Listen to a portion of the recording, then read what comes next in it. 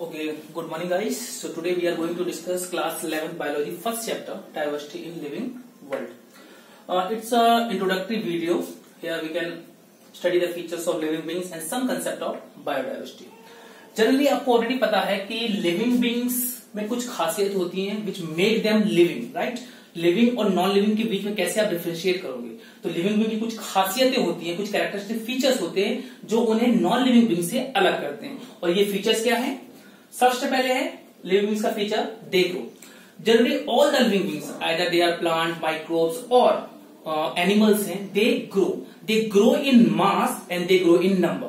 Generally grow भी दो type के होते हैं, नंबर में बढ़ना और मास में बढ़ना। ठीक है, they grow both in mass as well as in number.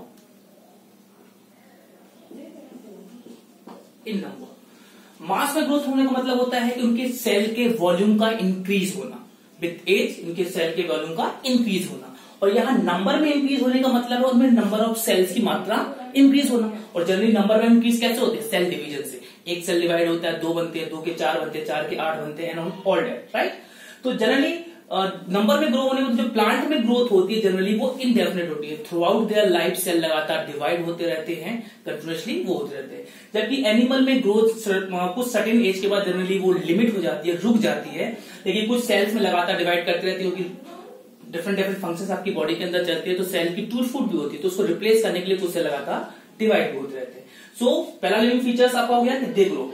Living beings always show growth, right? Second one is reproduction.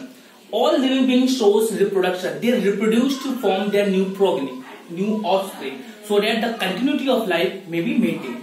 Reproduction एक यूनिक फीचर है लिविंग बींग्स का। जो भी लिविंग बींग्स होते लगातार रिप्रोड्यूस करते हैं ताकि उनकी जनरेशन और स्पीसीज लगातार बरकरार रह सके और उनकी जनरेशन चल सके इस धरती के ऊपर। ठीक है, तो they reproduce either asexually as in lower groups और सेक्सुअली, या तो सेक्सुअली रिप्रोड्यूस कर सकते हैं या असेक्सुअली रिप्रोड्यूस कर सकते हैं। Third one is metabolism.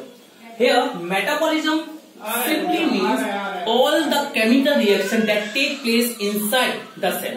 हर प्रकार की chemical reaction, lots of chemical reaction जो किसी भी सेल्स के अंदर, बॉडी के अंदर लगातार चलती रहती है, उन्हीं को सम को आप कहते हो मेटाबॉलिज्म। ठीक है, तो मेटाबॉलिज्म की डेफिनेशन क्या लिखेंगे? Sum total of all the chemical reaction, sum of all the chemical reaction या बायोकेमिकल रिएक्शन, एक ही बात है। Chemical reaction taking place in living cell और organism,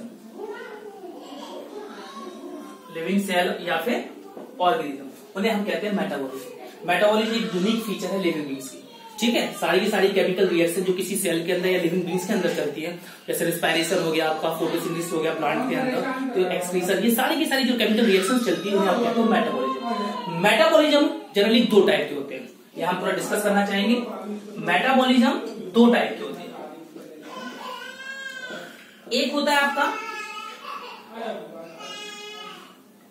catabolism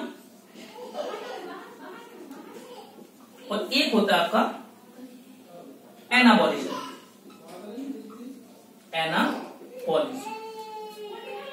catabolism and anabolism. Catabolism का सिंपल मतलब होता है ऑल द ब्रेकिंग रिएक्शन, मतलब जो किसी भी चीज को तोड़ने के लिए होते हैं, सारे के सारे केमिकल रिएक्शन जिसमें ब्रेक डाउन होता है कंपाउंड का, किसी सब्सटेंस का टूटना होता है, वो आती है कैटाबॉलिज्म में। और एनाबॉलिज्म में आती है वो सारी की सारी केमिकल रिएक्शन जिसमें कोई नई चीज बनती है, किसी नई चीज का फॉर्मेशन होता है, वो सारी केमिकल रिएक्शन आती है एनाबॉलिज्म में। और जिसमें कोई चीज टूटती है वो आती है कैटाबॉलिज्म में। जैसे कि आपको पता है रेस्पिरेशन में आपका ग्लूकोज को तोड़ा जाता है, कार्बन डाइऑक्साइड, वाटर में और एनर्जी में, तो कैटाबॉलिज्म की एग्जांपल आ जाएगा रेस्पिरेशन की रिएक्शन। 10th क्लास में ऑलरेडी आपने पढ़ी है ना रेस्पिरेशन की रिएक्शन, तो ये एग्जांपल किसका आ जाएगा? कैटाबॉलिज्म का। और उसी प्रकार से एनाबॉलिज्म में बनना, तो ये आपकी फोटोसिंथेसिस, जिसका आपका ग्लूकोज मॉलिक्यूल बनता है, तो फोटोसिंथेसिस की रिएक्शन जो प्लांट के अंदर होती है वो आ जाएगी आपकी एनाबॉलिज्म में। ठीक है, तो मेटाबॉलिज्म जनरली दो टाइप के होते हैं, कैटाबॉलिज्म एंड एनाबॉलिज्म। नेक्स्ट आपकी जो कैरेक्टरिस्टिक फीचर है आपका लिविंग बींग्स का, वो है सेलुलर ऑर्गेनाइजेशन। आपको ऑलरेडी पता है, आपने सेल थ्योरी भी पढ़ी है जो SCL1 ने दी थी, कि सारे के सारे living organism are made up of cell and their product. Right. चाहे वो प्लांट हो, चाहे वो एनिमल्स हो, चाहे वो माइक्रो ऑर्गेनिज्म हो, सबके सब किससे मिलकर बनते हैं? सेल से मिलकर बनते हैं, क्योंकि that's why cell is a basic structural functional unit of living beings. तो सारे की सारी लिविंग बीइंग्स जो होते हैं वो सेल से मिलकर बनते हैं। They have a cellular organisation. Cell group of cell से मिलकर बने टिश्यू लेवल ऑफ ऑर्गेनाइजेशन हो सकती है, ऑर्गन लेवल ऑफ ऑर्गेनाइजेशन होती है, लेकिन जो बेसिक यूनिट है वो तो एक्चुअल में क्या है? सेल ही है। दैट्स व्हाई वायरस को हम सेलुलर ऑर्गेनाइजेशन में नहीं रखते। किसी वायरस को सेलुलर थ्योरी में भी जगह नहीं दी, सेल थ्योरी में भी जगह नहीं दी गई। क्यों? क्योंकि वायरस की भी किसी लिविंग बॉडी के जब अंदर रहते हैं तब तो वो एज ए लिविंग रहते हैं, या सेल के अंदर रहते हैं तब तो लिविंग रहते हैं, लेकिन जैसे ही वो किसी आउटसाइड इन्वायरमेंट में जाते हैं, outside the body, outside the cell रहते हैं, तो एक क्रिस्टलाइन फॉर्म में रहते हैं, वो नॉन लिविंग रहते हैं, इसलिए वायरस को इंक्लूड नहीं करते हो। वायरस आपके सेलुलर ऑर्गेनाइजेशन में नहीं आते। And the last feature is consciousness. This also another very important feature. Consciousness simply means to sense the environment, right. Stimulus और रिस्पॉन्स का कंसेप्ट ऑलरेडी आप 10th क्लास में पढ़ कर आए हो। तो लिविंग बीइंग्स की खासियत क्या होती है? They can sense the various factors of environment and response according to them, right. They can sense the heat, temperature, water, chemical, and they respond towards its stimulus. So, sensing the stimulus and response according to them is called consciousness. ठीक है? Environment के हिसाब से feel करना और response देना, that is called consciousness. या simply हम इसमें स्टिमुलस और रिस्पॉन्स के रिएक्शन में से डिवाइड कर सकते हैं कि all living beings feel the stimulus. Stimulus को फील करते हैं। स्टिमुलस कुछ भी हो सकता है, आपको पता है स्टिमुलस में भी वाटर, में भी हीट, टेम्परेचर, केमिकल, कोई भी स्टिमुलस, उसको सेंस करना और अकॉर्डिंगली रिस्पॉन्स प्रोड्यूस करना, और क्या करना? उसे रिस्पॉन्स करना, दैट मीन्स कॉन्शियसनेस। तो ये कुछ खासियत है आपकी लिविंग बीइंग्स की। Now we are going to discuss biodiversity. Simple सा चैप्टर है, जनरली मोस्टली आपका ये बायोडाइवर्सिटी वाला कंसेप्ट ऑलरेडी क्लास 9 से ही लिया गया है। अगर आपने 9th में अच्छी तरह से थोड़ा बायो पढ़ी है तो आपको ये कंसेप्ट जनरली समझ में आ भी जाएंगे, राइट।